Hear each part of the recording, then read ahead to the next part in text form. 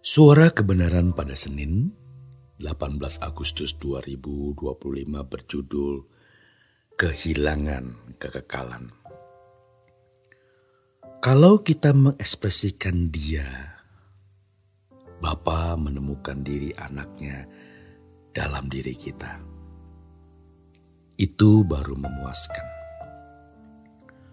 Dalam posisi apapun kita, jika itu hanya perasaan kita sendiri, ekspresi perasaan kita, ya pasti ada motif-motif tertentu yang belum murni.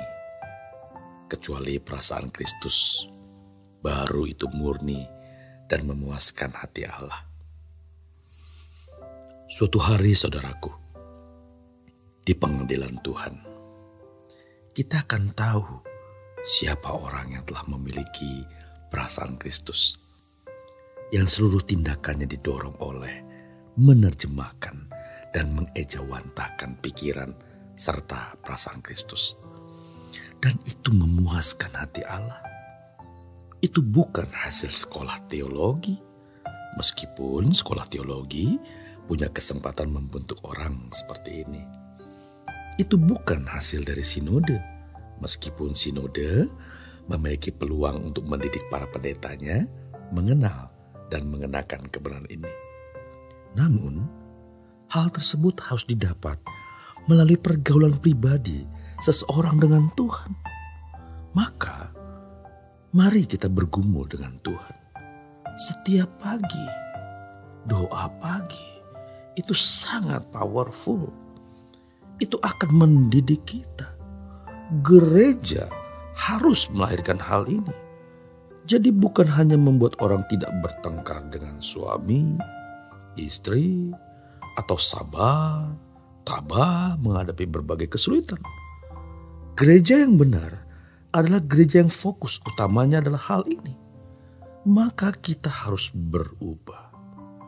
Dan untuk berubah tidak cukup hanya bertemu pendeta. Kita harus berjumpa dengan Tuhan secara pribadi.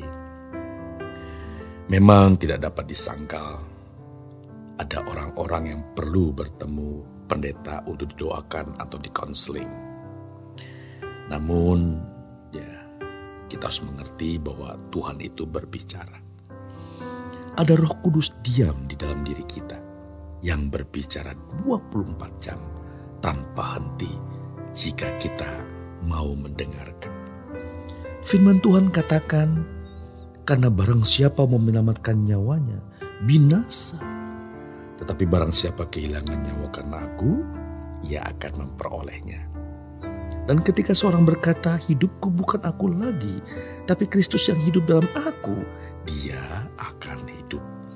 Sebab yang masuk kerajaan surga, yang menjadi anggota keluarga kerajaan Allah, adalah mereka yang serupa dengan Kristus.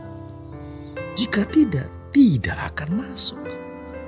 Jadi, jika kita kehilangan kesenangan, kehilangan harga diri, kehilangan martabat di mata manusia, tidak apa-apa saudaraku.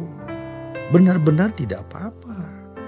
Asalkan kita tidak kehilangan kekekalan bersama dengan Tuhan.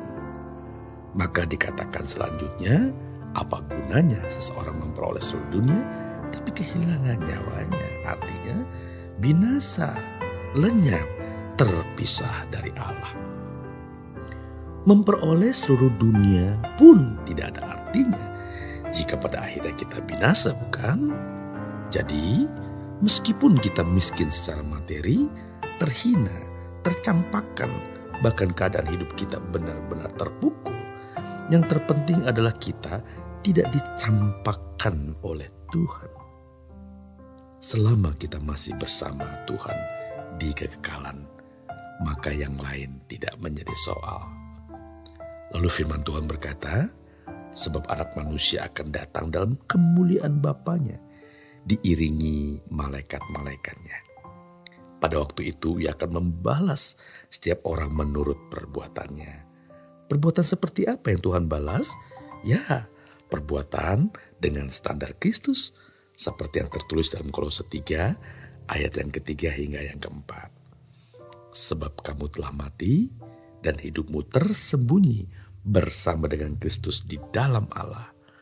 Apabila Kristus yang adalah hidup kita menyatakan diri kelak, kamu pun akan menyatakan diri bersama dengan Dia dalam kemuliaan. Haleluya. Jadi saudaraku, yang akan dimuliakan adalah mereka yang hidupnya tersembunyi bersama dengan Kristus di dalam Allah. Siapa mereka? Ya, mereka yang berkata, hidupku bukan aku lagi, tapi Kristus yang hidup di dalam aku. Luar biasa kesempatan yang tidak ternilai. Tapi ini sangat sulit. Namun tidak ada yang mustahil bagi Tuhan.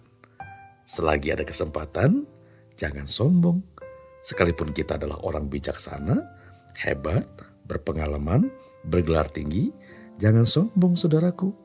Matikan daging kita, pisahkan manusia roh kita, biarlah roh kita bertambah kuat. Selamat berjuang saudaraku, Tuhan Yesus memberkati.